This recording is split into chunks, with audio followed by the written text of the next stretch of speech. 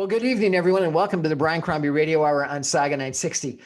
You know what? A bunch of us are having some challenges with COVID-19, and I saw a posting on Facebook of someone who calls themselves a happiness coach. Can you believe that? A happiness coach. So I had to reach out to Teresa Greco, who is a happiness coach, author, editor, and senior writer at 2 different Canadian magazines. She's a motivational speaker and educator, an educational technologies consultant, and a Reiki master. She's the co-author and author of 3 different self-help books and the founder and president of a personal development company that mentors others about embracing, honoring, loving, and celebrating, get this, their true authentic self and achieving their own personal happiness and fulfillment.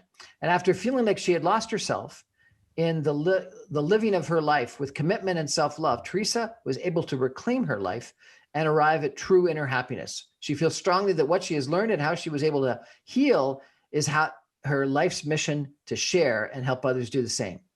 Sounds pretty interesting. Teresa, welcome to my show. How are you? Thank you. I'm doing well. Thank you so much for having me. My pleasure. So what happened and how did you get through it? So basically what happened is that as I was approaching 40, it was an opportunity for me to start asking some very important questions of my life. And some people might call it a midlife crisis, but it wasn't a crisis per se. But like I said, it was an opportunity for me to start asking some important questions such as, where is my life going? Am I happy living the life that I am living? Can I imagine living the same life for the next 40 years? And then there was the important question, am I living my life's true purpose and full potential here on earth? And what was confusing for me is that from the outside, my life looked perfect. That, you know, I have a husband and 2 beautiful children, a home, a vacation a year, cars in my driveway, a fulfilling job, lots of beautiful friends and family. And so I didn't, for fear of rejection and judgment, I didn't share some of the questions that I was asking myself, and confused at why, with my life being filled with so much, why was I feeling as if something was missing? And why was I feeling so empty on the outside? And with those feelings, always seeking to try to be more and to try to do more. And so I was thinking, well, maybe I feel empty because I need to be helping more people. Maybe, you know, if I go back to school and study more and learn more, I could be more so that I could help more people. And so there was that feeling of discontentment, and like I said, there was no sense of fulfillment either. And so what I had realized through the different practices and principles that I talk about now is that I realized that I had lost myself in the living of my life, that I had arrived. Hold it. You had lost yourself in the living of your life? That I had arrived at 40 and I didn't really know who I was, in the sense that I had been living up to other people's expectations of me my entire life, whether that had been societal expectations, cultural expectations, religion, familial, just even being a woman, and me trying to be the perfect mom, the perfect wife, the perfect daughter, daughter-in-law, sister, friend, employee, etc., always trying to fill out external expectations for my life, that I had reached a point that, like I said, I had lost myself, that I was not living my authentic self because I was so busy trying to make everyone else happy, and always in the end feeling resentful, upset, angry, because I would put my own desires and my own wishes aside to try to make other people happy. So is this like an Eat, Love, Pray book? Did you, start to travel the world and do whatever? No, I didn't start traveling the world, but as we'll get into the interview, I'll share some of the practices and principles that did basically start my journey. And for me, it all started with meditation. And when I share my story with other people, I have a lot of people saying that they resonate with that they too are arriving at a point where they are feeling unfulfilled, that, we're so blessed here in like Canada and the US to have so many things, right? So we have lots of possessions, and we have amazing positions at work, and we have access to vacations and a lot of things that are like outside. So for example, I had realized, and I believe that we are accustomed or conditioned to believe that happiness resides outside of ourselves, in these things, in maybe it's our social media followers, in our possessions. Like, until I get that designer purse, I won't be happy. Until I get to that manager position at work, I won't be happy. Until I meet that perfect person, I won't be happy. Until I go on vacation and relax for a week, then I'll be happy. But then what happens is you realize you get those things, and then you feel good for a little bit, but then you end up feeling unfulfilled and not happy again. And then you're out on the search to try to find again that next best thing that's going to bring you happiness. But it's not found external to us. So it doesn't matter how much you continue to seek outside of yourself. In the end, it's all inside of you. You find Happiness, it deep. Yes. happiness is deep inside of us, not external. Deep inside, yes, in those intangible things. So it's in those moments with like friends and family, when you're in the moment. Like, that's the important thing, is being in the moment with those family and friends. That if you're on your cell phone and distracted, or watching TV, or on your computer, instead of being in the moment and really appreciating what's happening there, then you're going to miss the intangibles. It's interesting. I interviewed just last week a divorce attorney, and she said the biggest reason, I asked, what's the biggest cause of divorces, expecting her to say, whatever. And she said, social media. It's people tied to their telephones that don't live in the moment with their partner anymore, that they're always focused. Anyway, we're chatting with Teresa Greco, a happiness coach. We're going to take a break. She's written a book. We're going to come back and ask her about it in just a minute. Stay with us. Welcome back to the Brian Crombie Radio Hour. We're chatting tonight with Teresa Greco, who is a happiness coach, and she's co-authored a book. Teresa, what was the book and what was your chapter? So my book, actually, it's a co-authored book that comes out on Tuesday, February 23rd. And it's entitled The Decision to Heal: Pathways from Suffering to Love. And basically, the book has been written by 6 coaches and writers who came together to share their experiences of how they worked through different types of issues to become stronger and really to live a life where you are your authentic self. And so the stories in the book cover issues such as abuse, PTSD, depression, anxiety, bullying, autism, personal insecurities, and a lot of issues that affect a lot of people.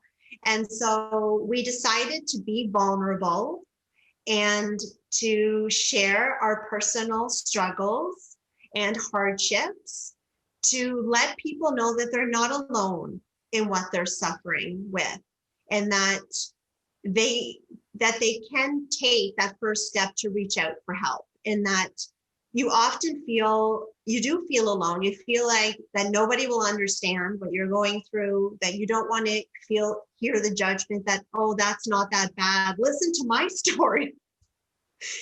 And so basically, we want people to know that they're not alone in what they're suffering, and that our book offers stories of hope and healing and different strategies that each of us use to really reclaim our lives and to get to a place where we feel better, that we are. I would say all the stories are really about how we're all living more authentically in taking a look at our issues like head on, and then taking those little steps that over time add up to a really big difference. Fascinating. How'd you connect up with all these other co-authors?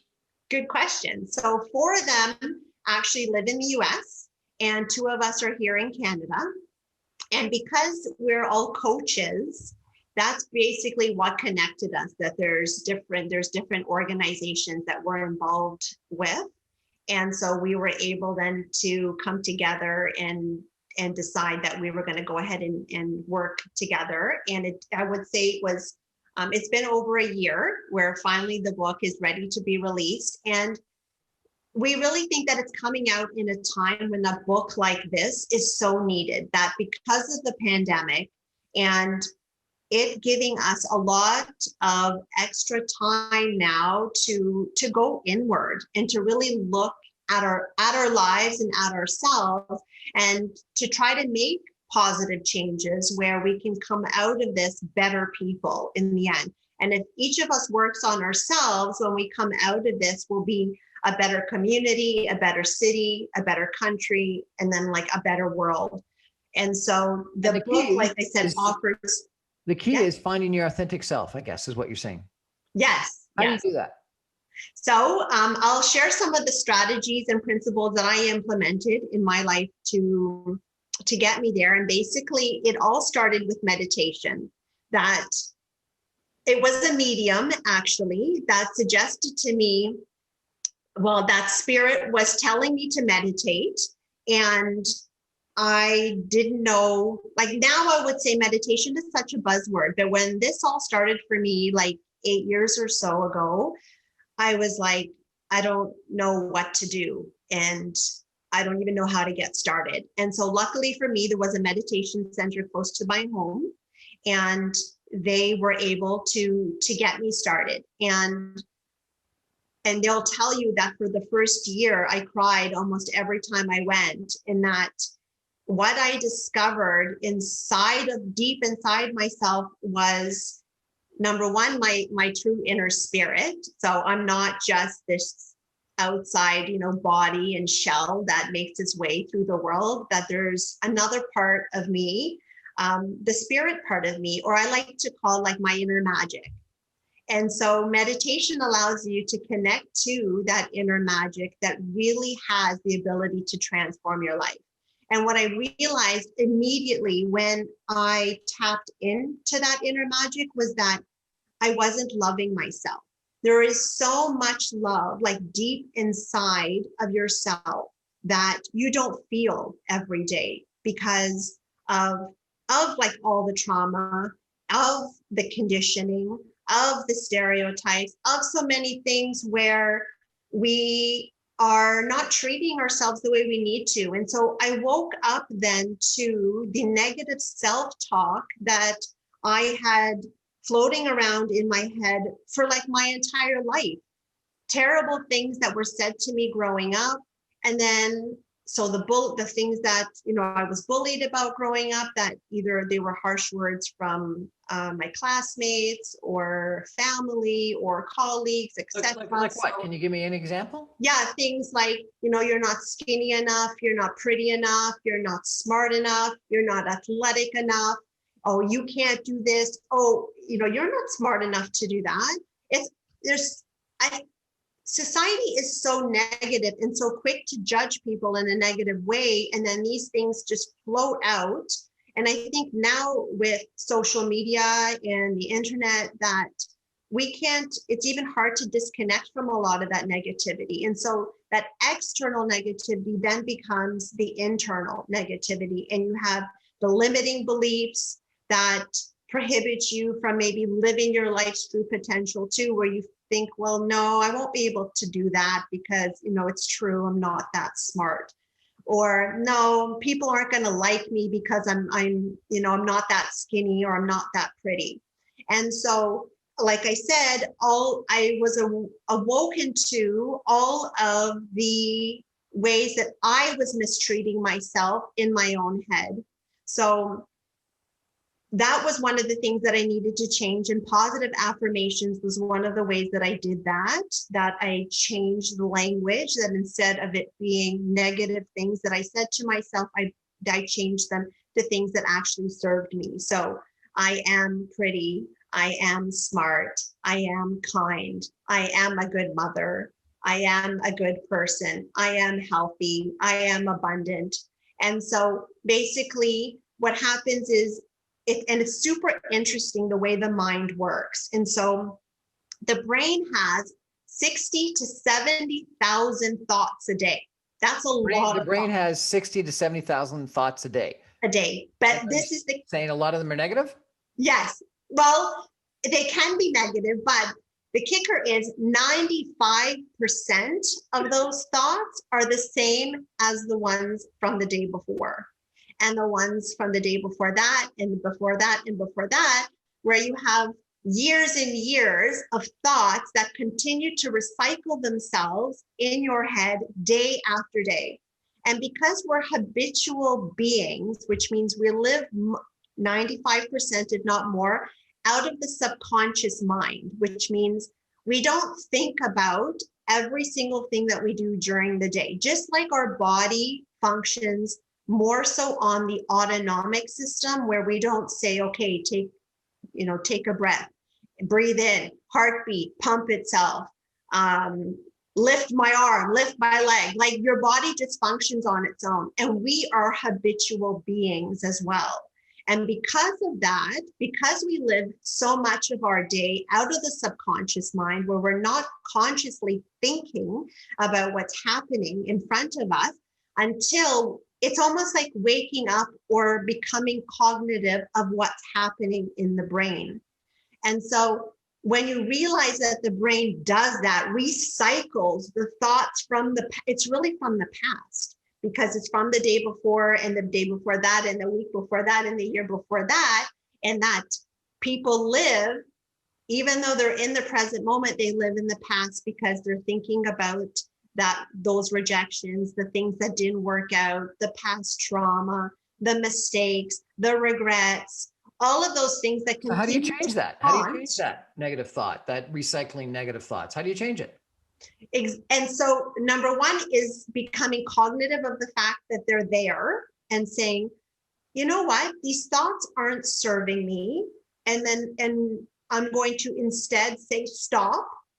And I'm going to choose thoughts that serve me instead. So as soon as I have something come into my head that I don't like or I don't wish to think about because it's not who I am today, I say stop and I replace that thought with one that serves me instead. So instead of me saying, oh, I really should get back on the diet, I'm feeling a bit fat today.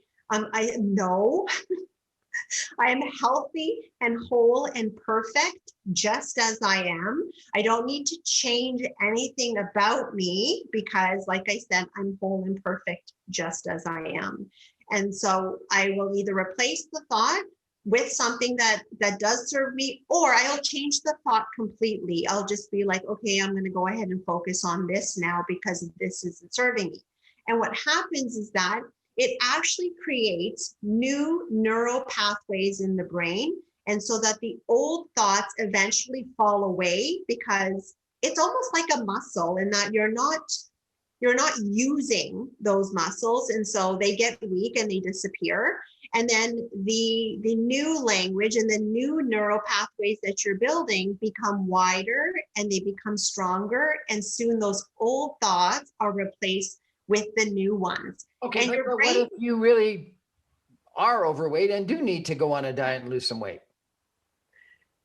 Then, so if there are changes that you need to make, and because you, like you said, maybe you are overweight, then that's a little bit different. But if you're critiquing yourself for something that isn't warranted and isn't true about yourself, then you shouldn't continue to perpetuate that misinformation that you have circulating in your head. Understood. Mm-hmm. No question. So you get rid of the negative thoughts that are not serving you well, particularly if they're not true, and they're just regurgitation of things that the world or your friends or whatever, the bully down the street has said to you. But and you replace them with positive thoughts. And so that's sort of, positive thinking that we've heard about, and optimistic attitude and stuff like that we've heard for a long period of time, I guess. But you do need to improve in sometimes. How do you do that?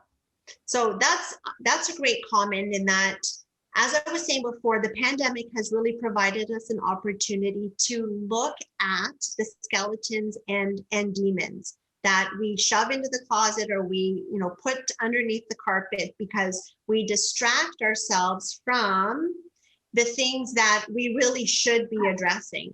And so it's easy to mask those things when we're at parties and events, at dinner, out with our friends, at the movies, and we're doing things that distract us, or it could be drugs and alcohol, a lot of ways that people will mask the issues that they really should be looking at. So problems with their relationship, problems at work, problems with their kids, et cetera, et cetera. And so by deciding to go inward and actually solving, it doesn't start with addressing the problems on the outside. All the problems on the outside correct themselves when you correct what's happening on the inside. And I say this because all of the relationships that I had problems with before, as soon as I began loving myself, honoring myself, respecting myself, then all of the relationships and issues I had on the outside all seemed to disappear. That when, like I said, I honored and respected myself, it's like I taught other people how I wanted to be treated and how I deserved to be treated.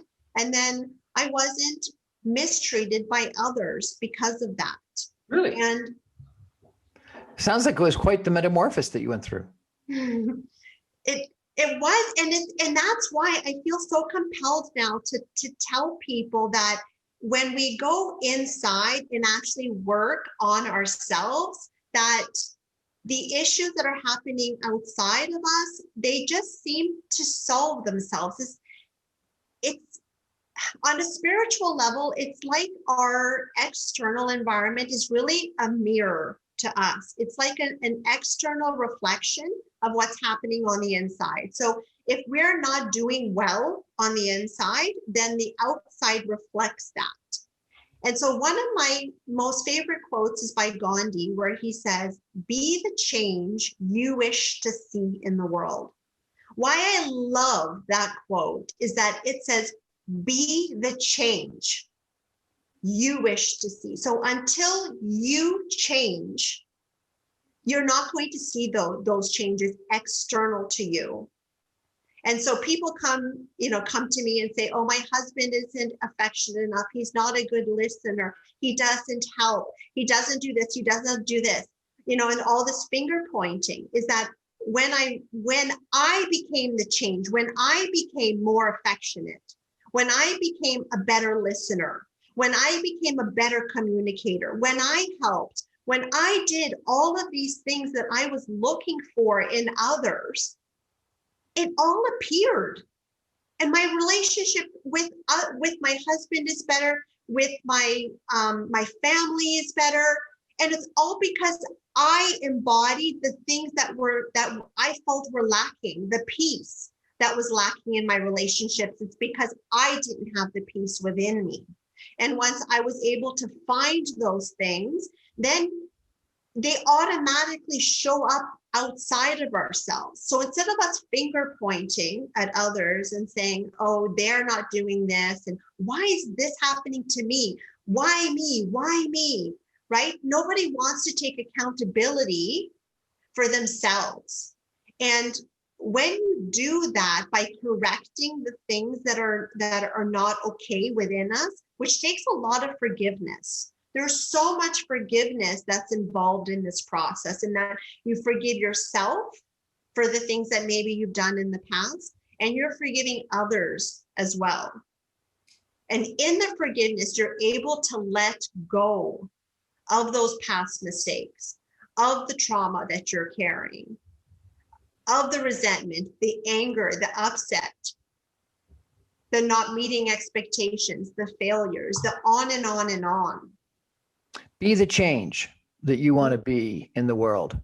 I guess it could also be do unto others as you would have them do unto you. Exactly. We're chatting with happiness coach Teresa Greco. We're going to take a break and come back more in just a minute. Stay with us. This is going to be a good one.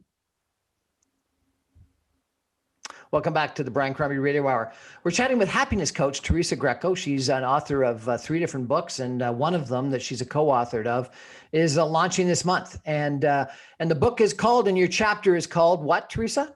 So the book is called The Decision to Heal: Pathways from Suffering to Love.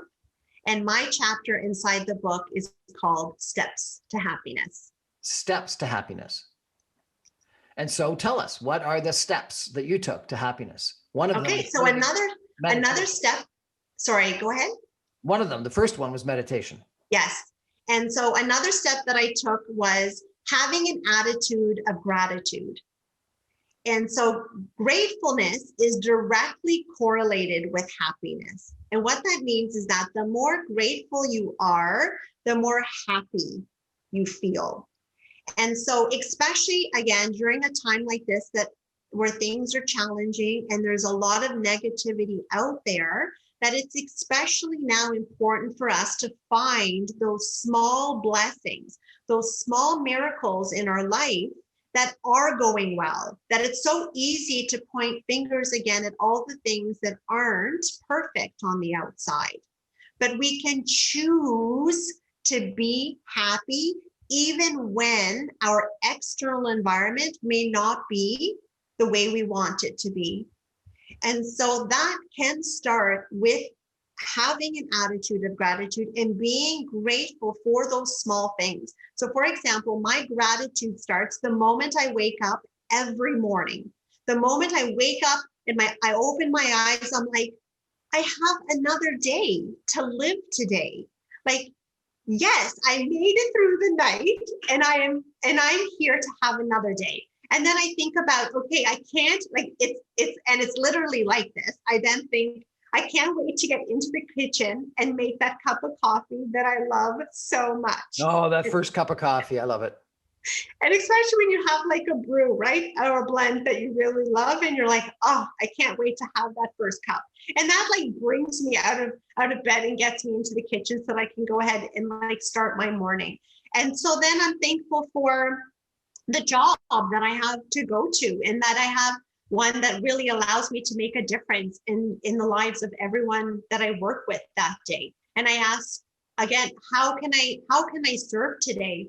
How can I make a positive difference in everyone that I'm going to meet? And so I'm grateful for that. And then things will happen throughout the day, like that amazing parking spot, like right in front of the door at the grocery store. And I'm like, thank you. Like, I don't have to walk in the cold and I have an excellent part. And I'm like thankful. And then as I'm like at the grocery store and people are helpful and smiling, I'm like, thank you so much. So I am honestly, my gratitude happens all day long, where I am happy for all those little things, or grateful for all those little things. And then at the end, they all add up and give you a sense of happiness and make you feel happier instead of trying to find all the things that are going wrong. Okay, so meditation, an attitude for gratitude. What else? So another strategy, I would say, definitely being in the now. And so you pointed to this with your other guests, where you said, nobody is in the moment, that we are so caught up with living in the past. And if our past, like I said, isn't the greatest, then we can experience something like depression, for example. So depression is a reflection of living so much in the past. And then anxiety is so much about living in the future. And so there's a lot of fear involved with that's really interesting. Hold on for a second. Can you repeat that? Depression is living in the past. Living in the past. And anxiety is living in and worried about the future. Yes. And what you're saying is live in the present. Yes. Just here now, in this very moment. Like, so as I'm speaking to you, I am completely present. And this moment will imprint itself in my memory forever, because I'm here and I'm taking everything in with all of my senses, with my ears, my eyes, my hands, and you can see them moving, that I'm taking really everything in. I'm not distracted in any way. And so many of us aren't living in the moment because we are on our phones or watching TV or distracted by other things around us, where we miss those small blessings again, or those little miracles that show up in the present moment. And in that moment, we can feel still and grounded and centered. And meditation is really a way to get in the now.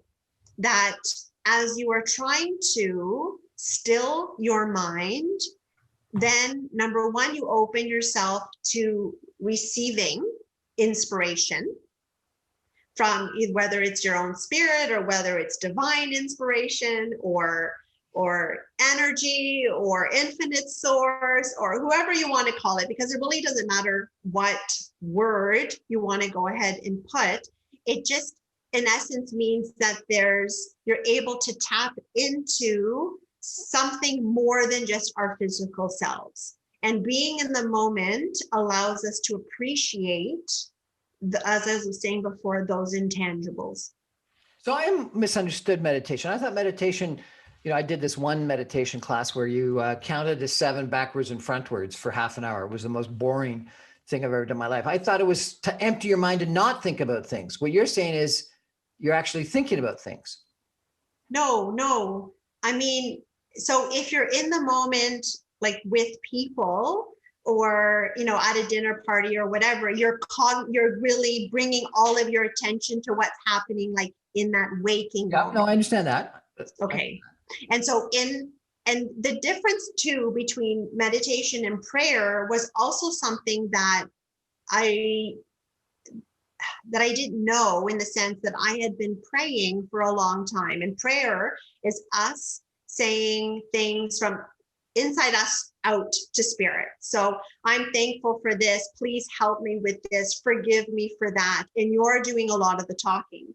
Meditation, on the other hand, is where you still yourself enough that you allow your spirit, your inner magic, to communicate with you, that intuition, that where I believe that we're not taught to listen to and to hone in on, right? That it's there, but we need that if we practice it enough. So that's where my Reiki training came into, that I decided to pursue, becoming a Reiki master, so that I could listen to that spirit more acutely. And then basically it allows spirit to work through you so that you can do healing in whatever way that other person might need. But meditation is a vehicle for everybody to tap into that meditation, energy. Attitude of gratitude, be in the moment. What else? And following your bliss. So this is so important, because it's important for us to recognize what things in our life, or what activities in our life, bring that sense of bliss. So what I mean is like that feeling when you are working on a project and it's like you're so inspired and so attuned to what's happening. So, if you're an artist and you're working on like a painting or a sculpture, or if you're a writer, right, you're really tapped into that moment. If you're building something like carpentry, for example, or it could be physical fitness, being out in nature. So whatever it is that allows you to, again, be in that moment, but it gives you this feeling of joy when you're doing it that's so unexplainable. It's like when you do something kind for someone, and there's this beautiful feeling inside of you, because when you give of yourself, you receive in exactly the same way. That's why giving is so beautiful, because it's not only for the giver, but it's also for the receiver. And so when we are following our bliss, and what I encourage people to do is try to take steps where they can practice more of those things that give them that bliss, that even though you might be in a job that doesn't necessarily fulfill you, but you still make time for those things that do fill you. A lot of people don't know what their bliss is. And so that's exactly, you're right. And it's discovering what those things are. So if it is, being at the gym and being in an exercise program or practicing yoga or being out in nature. So taking those, your walk with your dog or going out for a hike and discovering if that allows you to feel this sense of, it's like peace and joy and fulfillment in the process of doing it. You just feel it. It's like, it's almost indescribable that first, and I'm sure that what activity would you say that you do maybe, and it could even be at work that it gives you so much fulfillment, but if it's not at work, what are those things in your life that do that for you? Even if it is reading a book or watching movies or being, having a coffee with a dear friend or whatever it is that fills your bucket, right? That we can't, until we are full. What do you mean fills your bucket? So until we feel good on the inside, until we feel happy, then we can give our happiness to others. When we have love inside of ourselves, we can give naturally our love to others. So it's like this metaphor of the tree with fruit on its branches. And that when there's so much fruit on the branches will then start to hang low and people can then start to pick the fruit. So until our branches become full with fruit, at that point, we can then share our fruit with others. And so mothers in particular give of themselves all day long, that they get to the end of the day and they're pulling out their hair saying, I didn't even have a chance to take a shower today because I was giving of myself all day long. And then you are going on empty. How many days are people going on empty and not filling? So that some of that self-care, self-love, yes, is so critically important, is what you're saying. Yes. And the following your bliss is absolutely part of that self-care. That it's not so maybe the massages or the nails or whatever that could be. Those things are beautiful. I've never understood why. Like, I can completely understand a massage, but nails, why is that so fulfilling? I just don't understand. No, it's not the nails, I don't think. I think it's the time alone, right? It's the time that you've been able maybe to escape from the family to go and have a bit of time just for someone to do something for you, because you are doing something for others all the time. And so it's finally an opportunity to have somebody do something for you. Okay, so meditation, attitude of gratitude, live in the moment, find your bliss. Anything more, or is that it? Those are all the things that I had planned. There's more. There's emotional freedom technique. That's like a power. It's a ancient tapping technique. That emotional freedom technique. Mm-hmm. Yes, that was also something that I incorporated into my healing. And basically, you tap on ancient meridian points on the body where you address issues of the things that are upsetting you, those triggers, where you tap on those meridian points on the body and you're addressing whatever it is that's bothering you. So that fight I had with my husband last night, oh, he wasn't such a good listener. Oh my God. Why couldn't he be kinder? Oh, why couldn't he go and do this? So you tap on these meridian points. There's a bit of a sequence that you use, and it allows you to release whatever upset or resentment or whatever the negative feelings are inside of you. And it could also manifest itself as a physical ailment as well. So, and in most cases, physical ailments are tied to some kind of emotional trauma, something that's happened like in our past that we are now storing in a certain part of our body. And until we're able to release that trauma, a lot of it through forgiveness, but emotional freedom technique is an excellent way to be able to work through some of that.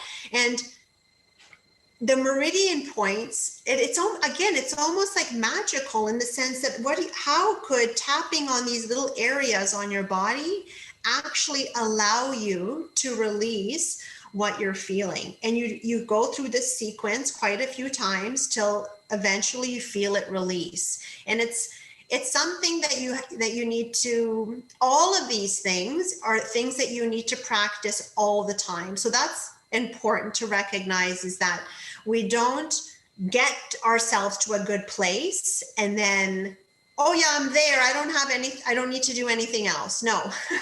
Life is a journey, and challenges continue to present themselves because the world is always changing around us. And so as soon as we feel out of alignment, as soon as we feel that that we start to feel more angry, or things just like it's an inner feeling of I'm not at peace. And so it tells me that I need to start reconnecting again and following the practices and principles that I know bring me back into alignment. And it's something that we have to be consistent, and we have to continue to practice them. It's like going to the gym, right? We can't go to the gym, work really hard, get our bodies into the shape that we want, and then stop.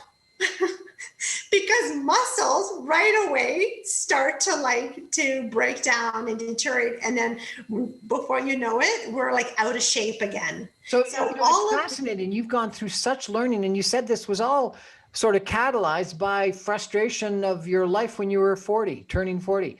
How did you learn all this stuff?